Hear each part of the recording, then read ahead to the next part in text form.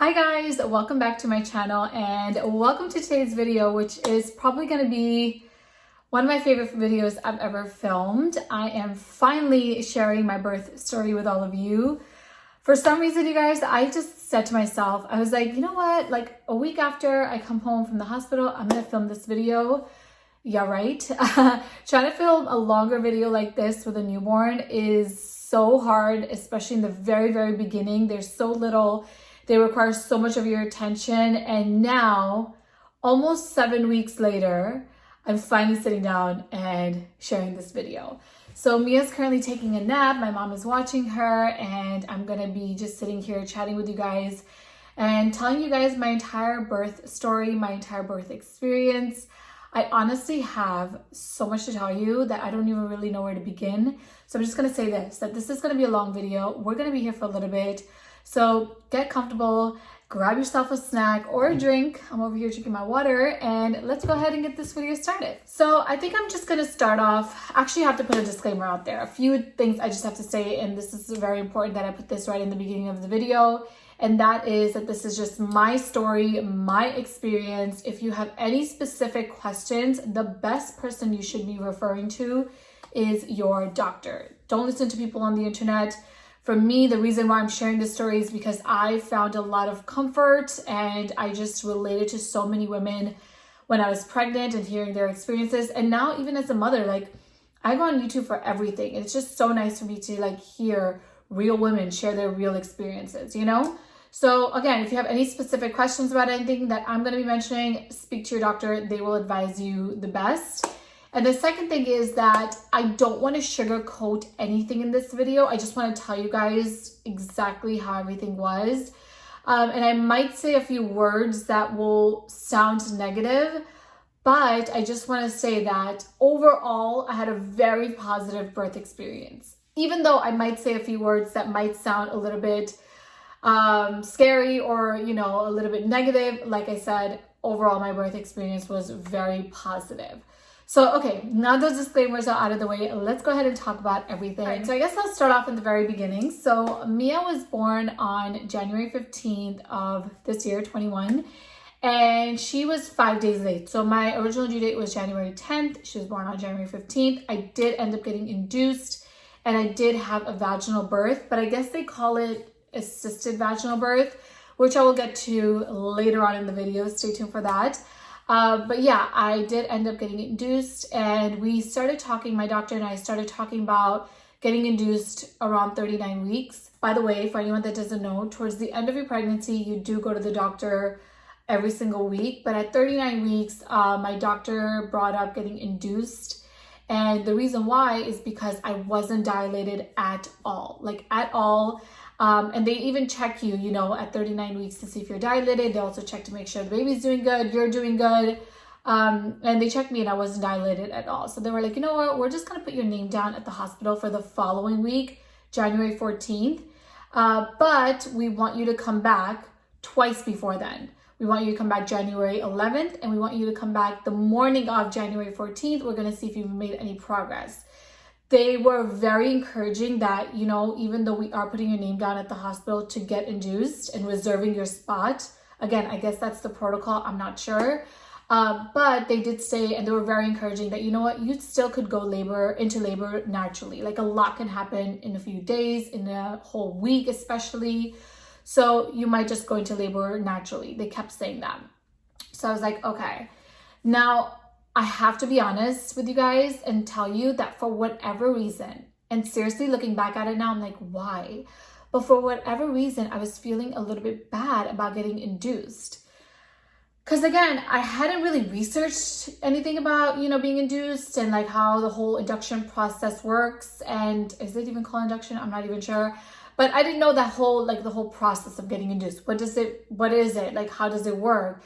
And I don't know. I just felt like my body should just like, you know, go into labor naturally. I just kept saying to Rachel, I was like, you know, I've been like walking so much, and I feel like I've been like pretty active with my walks. Yeah, towards the end, I didn't do like any proper workouts, but like I've been walking a lot, like 2-3 miles every day, and my body should just like naturally go into labor, and it's not. And it was making me feel bad. But honestly, you guys, looking back at it now, I had such a positive experience being induced. So for anyone that's like afraid or feeling bad, I just want to let you know that first-time moms, so many first-time moms get induced. I learned about this after I started telling some of my friends and family, and they were like, oh yeah, I was induced. And you know, it happens to a lot of women, so don't feel bad. Again, like for me, I was really listening to my doctors and taking their advice, and they suggested it, so I was like, okay. Anyway, point is, week 40, I go back to the doctor, still not dilated at all, you guys. Literally not at all. So they were just like, okay, we'll see you at the hospital. Looking back at it now, honestly, it was like such a great experience. Even though I would have loved to have gone into labor naturally. But one thing I've learned about pregnancy and giving birth is you can have a plan, you can have your birth like plan all laid out, but like also just go in knowing that things change so much and nothing is in your control, and just like with no expectations. That's like the big thing that I learned, because like I said, so much is out of your control. So anyway, now we get to the hospital. We got there at 6 o'clock and they were really busy at labor and delivery. So we waited for about an hour, get upstairs, and now it's almost 8 o'clock, like 7:38. And I'm officially like, you know, in bed, laying down, changed into my hospital gown.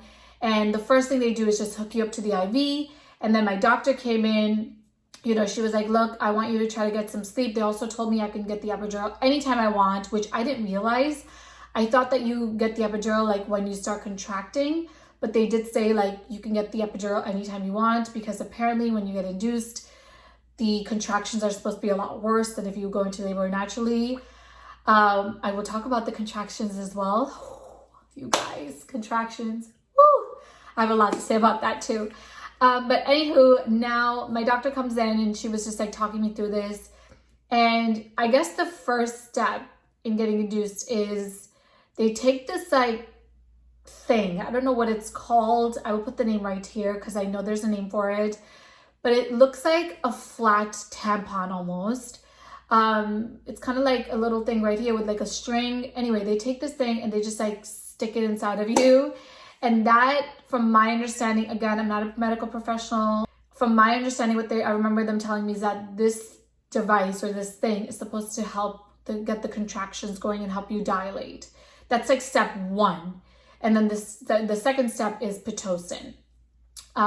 So they put this thing inside of me and started to feel the contractions very quickly from that, probably within the hour, but they were really far apart and like they were like not super intense at all.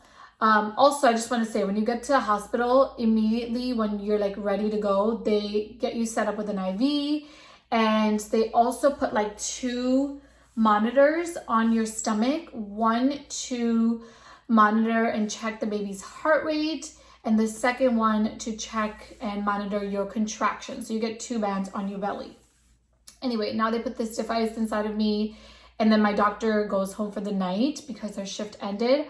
Also, my practice had 3 doctors, and I was so happy with any 3 of them delivering my baby. They were so great. I was so comfortable with either of them, and she told me my other doctor will be in, you know, later on, and will be delivering my baby. So I was like, okay.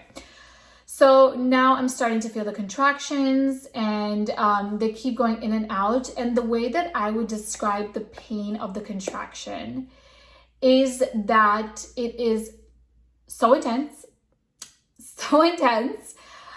the worst pain I've ever felt in my life by far. Like nothing else can even compare. But the good thing is that it's like a wave of pain. And you literally see the wave like on the monitor. When the contraction happens, it goes up like this, and then you feel this intense pain, and then boom, it goes down. A lot of women describe it like, you know, period cramps. I would say period cramps, but like, I don't even know, times like 1 billion. Like it's so intense. Like it just takes you over your entire body. Like you're not able to talk. For me, like I started shaking a lot too during the contractions.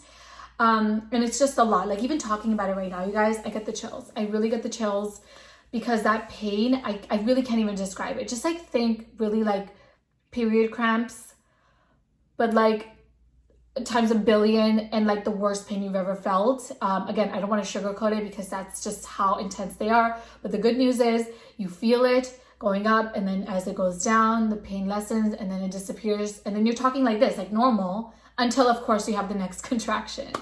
But my contractions were still very far apart. I was kind of going like in and out of sleep, and they just keep coming to check up on you to see how, you know, you're doing, how the baby's doing. Also, they do check you very often to see how far dilated you are. They keep coming in to check. So you get checked a lot. So even if you're trying to sleep, you get woken up a lot. And also, of course, still at this point, I hadn't taken the epidural because I had just decided that I wanted to be able to like walk around. Not that I really did walk around, because once you get the epidural, you're just laying down. You know, you're not even able to go to the bathroom because they put a catheter in you. So I just wanted to like wait till my contractions were really, really bad and then finally get the epidural. I'm totally forgetting this part, you guys, because like a lot of it is like a big blur, but like so much of it is like so vivid in my head. But at some point at night, I also got Pitocin. They give you this medication, Pitocin, which is really supposed to help the, you know, contractions and get like the labor started really. Again, if you're a medical professional and you know about this a lot more than I do, then please do leave your comments about all of the process that I'm saying in the comment section below. But basically they give you the Pitocin right through like the IV. So I'm not even sure when they gave me the Pitocin, but what I do know is at one point around like 1 o'clock, 1:30, my contractions were so out of control. Like, wow, I could not even like, you know, speak. Like they were really taking over my entire body. I just kept shaking. Like I just was shaking so much. And my nurse came in and she was like, you know what, Arshia, this would be a good time for you to get the epidural. And I was like, oh yes, I need the epidural now. And so I want to say around 2 a.m. I ended up getting the epidural. Now, for anyone that has the fear of an epidural, like I did, I was so afraid of the epidural. I don't know why in my mind I thought that the needle was like this big. It's not. And I was just so afraid of it. I was just like freaking out about it. But honestly, the epidural, I didn't even feel the pain of the epidural because the contractions are so intense that you just want anything at that moment to like just take away the pain. Like I was just like, give me anything to just take away this pain. I cannot do it. I'm telling you, like it just took over my entire body. So anyway, the anesthesiologist came in. She was amazing. She was like, just sit down kind of like this, because obviously the epidural goes in your back. And she told me to relax. And she was like, stay really, really still, which again is very hard when you are having contractions. But I stayed really still, and they just put the needle in your back and then they like tape you up and boom, the pain is gone. It's crazy, but the pain is gone. And then I was able to like, you know, kind of like have a conversation with Michelle, and I did end up falling asleep. Now it is like the morning time. And again, they're checking you to see how much you're, you know, dilating. And I was dilating, like I was making progress. I'm dilating like 6 centimeters, 7 centimeters, 8 centimeters. And then I did end up falling asleep. Now it's like 11:30 in the morning, and my doctor comes in to check me one last time to see how far dilated I was. And you guys, he was like, okay, you're ready to go. You're ready to push. He looks at the nurse and she's like, she's ready. And I was like, oh my God, oh my God. And you guys, in that moment, I don't know why. Actually, I do know why, but I just like freaked out. Just felt like so many emotions all in that one moment. Like I just freaked out, but I was also really excited. I was like, oh my gosh, I can't believe it's happening.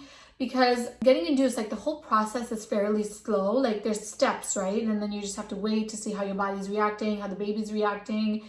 And like, you know, it's like a slow progress basically. My nurse really assisted me in pushing because my doctor was going in and out between me and another woman that was also delivering. So it was my nurse who was amazing, like so incredible. And then Vishal on the other side. And they just basically had me put both of my legs up, like kind of like this on the bed. But it wasn't on the bed. It was like these two things that were like sticking up like this. And you just put your feet in between there so that, you know, you can easily push.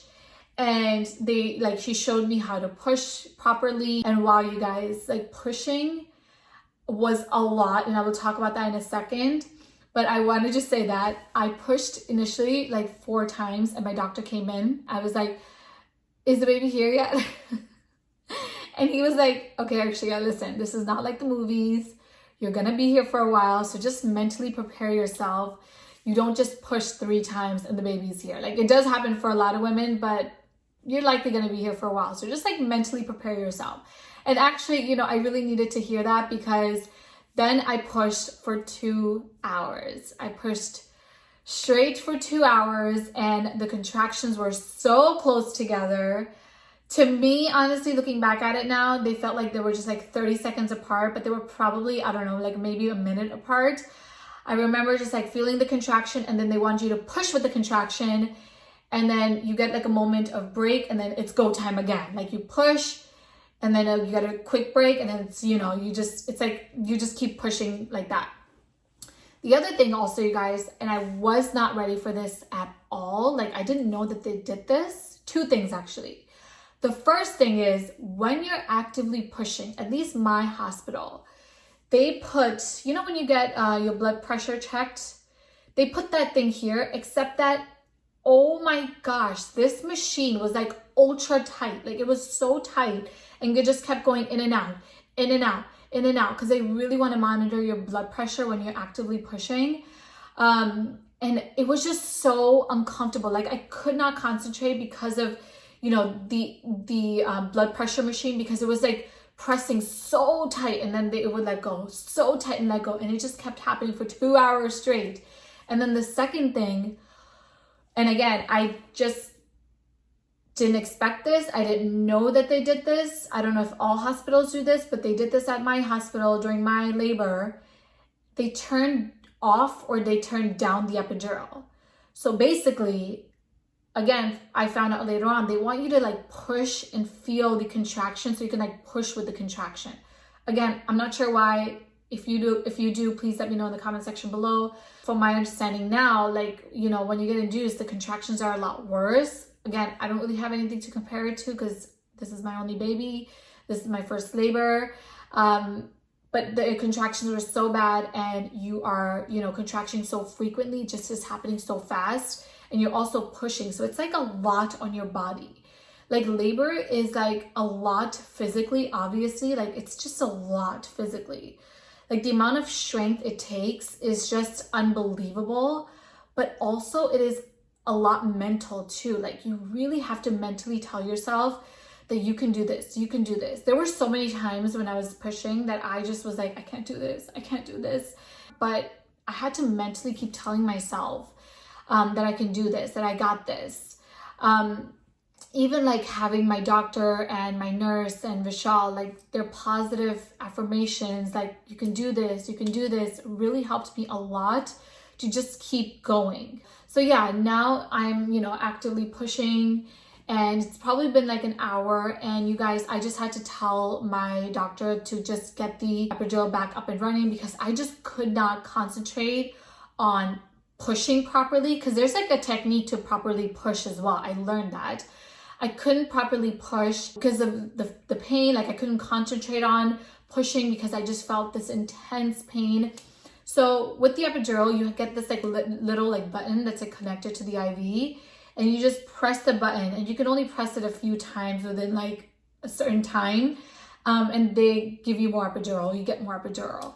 So I pressed the button, and I just kept telling them like, I need the epidural back on, because I really want to focus on pushing, and I can't because the pain is so intense. So then they got the epidural up and running again, just like a very small amount. I think it wasn't too intense because I still felt the contractions, but it wasn't as bad. And then I was able to just keep pushing. And what happened was, Mia was like not really coming out at all. Like, they kept saying like, we can see her head, we can see her head. I guess a little bit, but she wasn't like coming out. And I was pushing a lot, but I was also starting to get tired at this point. And you guys, again, I don't want this to sound negative. I just want to be very honest with you guys. But at this point, I did end up having a panic attack, and I just like broke down, and I just was like, I can't do this anymore. This was a lot at that point, you know, just because like I knew that she was so close, but like she was just like not coming out, and I was pushing so much. But again, like I just kept going. And then at one point, I just got really, really quiet. Like I just told myself mentally, I was like, okay, I'm gonna get really, really quiet at this point and just like really focus on pushing. And I just kept doing that and just so focused. Anytime the contraction would come on, I would just push with like all my being. Again, it's very mental. You really have to get into like another, like I felt like I was like another headspace. So I just really kept pushing, and now it's almost 2 hours and my body was just not, like I just didn't have the strength anymore. I had pushed for 2 hours and my body was just like very tired. Like I was so exhausted, both physically and mentally. And I just looked at my doctor and I was like, I don't know if I can do this anymore. I like cannot do this anymore. Please do anything to get my baby out. So at that moment, he suggested using a vacuum. And I was like, what? Like, what is a vacuum? Again, I had never researched these things. When I was pregnant, I didn't even think that that was like an option for me. But he did say that at this point, you know, we can use a vacuum to get the baby out and she'll be here very quickly. But I'll still need your help. You're still gonna push. You're gonna be doing the work. I'm just gonna assist you in getting this baby out. And you guys, and again, in that moment, I was just so mentally tired, physically exhausted, because I was pushing and like my pushes were like not as intense as they were before. So we were like, okay, let's do it. And basically the way that the vacuum works, it's not like an actual vacuum. It's just this like a round circle device that gets placed on the baby's head, because again, remember, they were able to see the baby's head. She was really low. She just wasn't coming out. And they put this device on the baby's head, and you guys, I was like so freaked out in that moment, and I just get really emotional thinking about it. I get really emotional thinking about it, and I was just like so freaked out. I just needed the help, you know, because physically my body was just not, you know, progressing. I wasn't able to get the baby out, basically. So anyway, they take this advice, and I'm so sorry that I'm getting emotional. I don't know why, because again, it was like such a positive experience, but just like thinking back at it now, I was like so worried. But oh my gosh, I need to just like gather myself. Okay, so I just had to gather myself for a second there. But as I was saying, I just didn't know anything about the vacuum. Again, you know, I hadn't done any research when it came to the vacuum, or like assisted births in general. So I was just like so nervous. I just kept thinking and asking, like, is this safe for the baby?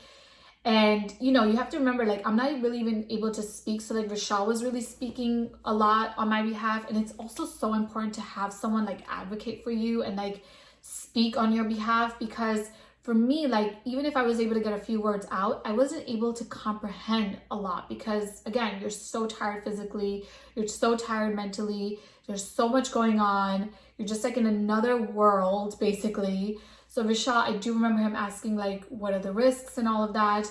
The doctor explained it, and then it was just like go time. So basically the way that the vacuum works, like a device like this, it's like a circle like thing. And they put that on the baby's head, because remember, they were able to see Mia's head. So they put that on the back of the baby's head, and there's like a string that's connected. And then you just basically push, and then the doctor just pulls the baby out, helps pull the baby out. So he told me once, like, he set up everything and he put that device, you guys, I was like freaking out. And again, I don't want to get emotional, but like I was really freaking out at this moment. But he did tell me, he's like, look, in 2 or 3 pushes, the baby will be here, but I really need you to give me everything you got. Like, this is it. Your baby is like right here. I can see her head. I'm going to help you, but I need you to help me. So I was like, okay, again, like these positive affirmations that were coming from my doctor, that were coming from my nurse, that were coming from Rochelle, they were just like so helpful for me, you know, in that moment. Because like, you just feel like you can't do this anymore. So anyway, now it is time they put the little device on Mia's head, and I push really, really hard, and then I push again, and her head comes out, and they're like, the head's out, one more push, and she's here. And then I pushed one more time, and she was here. And my beautiful baby girl was here, and I don't know why I'm like so emotional talking about this. You guys, that moment for me was like, oh my God, it was like such a special moment. They placed her on my head, my chest, and it was just so special. And she was only there for a short amount of time because she had pooped inside. I forget what it's called, mercomium, something like that. And, you know, it can be pretty risky. So they wanted to like check the baby right away. So they took the baby, and I just kept saying like, give me back my baby, bring me back my baby. And they just had to check. Like there was like, all of a sudden, so many people like came into the room to, you know, check me and make sure she was doing good. But she was like thankfully crying and everything, and like they just placed her on my chest, like I said, for a brief moment, and then they took her away. But I was able to see her. Like they just grabbed her, and then they like put her in this like bassinet that had this light to keep her warm.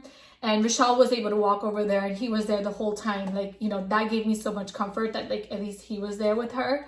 And they just like checked her. Thankfully, she was doing great. Like the whole pooping inside of me, apparently it's not very common, but it does happen, which is why they also wanted to get like the baby out. I also completely forgot to mention this, you guys, but they also did end up breaking my water at some point as well. And after that, after they checked her and everything, they brought her over to me, skin to skin, and it was like so like such an amazing feeling. I can't even really put it into words, this entire experience. But like especially when like your baby is on your chest and you feel them, it's just this like feeling that I can't even put into words. And the whole time, I also just want to say, like, as soon as she came out, like I was hysterically crying. Vishal was hysterically crying. It's just like a very, very emotional, incredible, amazing experience, like the most amazing experience of my life. And I just can't put into words like how special this entire experience was. You guys, here is Mia.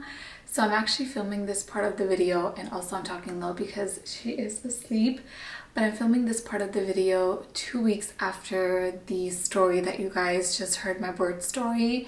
I went to edit it and I realized I didn't include a clip of her, so of course I had to include her and introduce you guys to Mia. We are so in love with her, and I still stare at her, but I really did this so much more in the beginning, where I would just stare at her and just cry because I feel so lucky to be her mom, and she's perfect and such a good baby. And like I said, we're just so in love with her.